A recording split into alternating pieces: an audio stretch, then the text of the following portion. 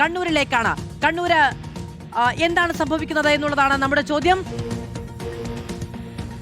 ഇടത് കോട്ടയായ കണ്ണൂർ ഇത്തവണ മാറി ചിന്തിക്കുമോ എന്നതാണ്.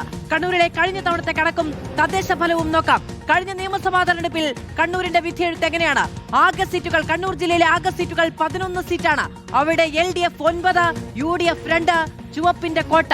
ഇനി തദ്ദേശത്തിലേക്ക് വരുമ്പോഴോ, തദ്ദേശത്തിൽ എന്താണ് സംഭവിച്ചത് എന്നത് നമുക്ക് നോക്കാം. കണ്ണൂരിലെ തദ്ദേശത്തിൽ ആകെ ഈ 11 സീറ്റുകൾ LDF 7, UDF 4, അതായത് UDF 2 സീറ്റ് അവിടെ വർദ്ധിപ്പിച്ചു എന്നതാണ്.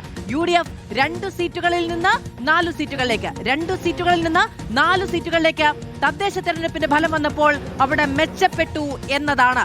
ഇനി ഇത്തവണ എന്ത് സംഭവിക്കും എന്നത് നോക്കാം. അഭിജിത്ത് മുഴക്കുന്ന വിവരങ്ങളുമായി നമ്മളോടൊപ്പം ചേരുകയാണ്. അഭിജിത്ത്, ഈ പറയുന്ന 2-ൽ നിന്ന് 4-ലേക്ക് വർദ്ധിച്ചെടുത്ത് 4 സീറ്റുകൾ തന്നെയാണ് ഇത്തവണയും ഈ നിയമസഭാ തെരഞ്ഞെടുപ്പിലും UDF അവിടെ പ്രതീക്ഷ വെക്കുന്നത്. പക്ഷെ വിട്ടുകൊടുക്കില്ല എന്നുള്ളതാണല്ലോ LDF. പാർട്ടി കോട്ടയല്ലേ, അങ്ങനെയല്ലേ ചിന്തിക്കാൻ കഴിയുകയുള്ളൂ അഭിജിത്ത്?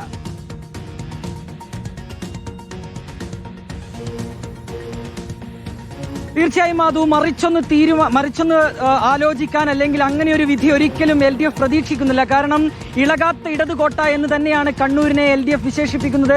അങ്ങനെ ഒരു പ്രതീക്ഷയാണുള്ളത്. കഴിഞ്ഞ തവണ 11-ൽ 9 സീറ്റും LDFന് നേടാൻ കഴിഞ്ഞ മണ്ണാണ് കണ്ണൂർ എന്നുള്ളത്. പക്ഷേ ഇത്തവണ ചില മാറ്റങ്ങൾ ഉണ്ടാകും എന്നുള്ള ആത്മവിശ്വാസത്തിലാണ് UDF മത്സരത്തിന് ഇറങ്ങുന്നത്. കാരണം കേരളം തന്നെ, സംസ്ഥാനം തന്നെ ഉറ്റുനോക്കുന്ന ചില മണ്ഡലങ്ങൾ അത് കണ്ണൂരിലാണ്. അതിപ്പോൾ തളിപ്പറമ്പിലായാലും പയ്യന്നൂരിലായാലും വിമത സ്ഥാനാർത്ഥികൾ, അതിൽ CPM-ന്റെ ജില്ലാ സെക്രട്ടേറിയറ്റ് അംഗം തന്നെ പാർട്ടി വിട്ട് പുറത്തു വന്ന് UDF സ്ഥാനാർത്ഥിയായി മത്സരിക്കുന്ന തളിപ്പറമ്പ്, ഒപ്പം പാർട്ടിയുടെ ഏരിയ കമ്മിറ്റി അംഗം, ജില്ലാ കമ്മിറ്റി അംഗമായിരുന്ന V കുഞ്ഞികൃഷ്ണൻ, അദ്ദേഹം പാർട്ടിയിൽ നിന്ന് പുറത്തിറങ്ങി UDF സ്വതന്ത്ര സ്ഥാനാർത്ഥിയായി മത്സരിക്കുന്ന പയ്യന്നൂർ.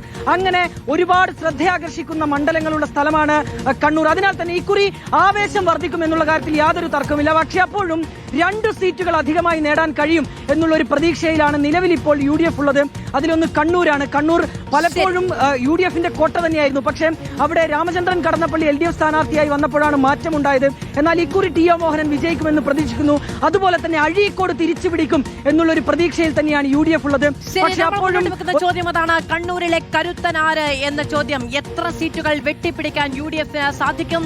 എല്ലാ സീറ്റുകളും അങ്ങനെ തന്നെ പ്രതിരോധിക്കാൻ LDFന് കഴിയുമോ എന്ന ചോദ്യമാണ് കണ്ണൂരിൽ നിന്ന് ഉയരുന്നത്.